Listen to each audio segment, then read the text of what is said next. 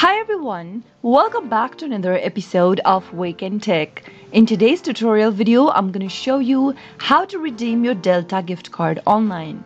Watch the video till the end and don't forget to subscribe to our channel by hitting that subscribe button. Press the notification bell so that you'll never miss another upcoming upload from us. Redeeming your Delta gift card is easy. Open up a web browser to get started.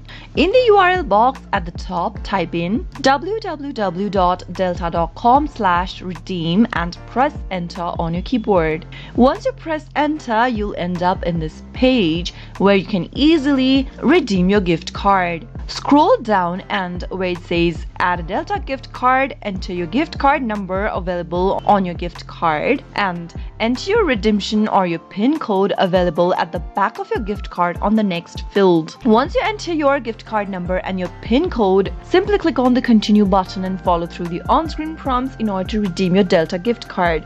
You'll also need to log into your Delta account, so make sure to type in your credentials correct, and that's how you can easily redeem your Delta gift card online. I hope the tutorial was helpful to you. If it was, go ahead and give us a thumbs up. I'll be back soon with more videos like this. Thank you for watching.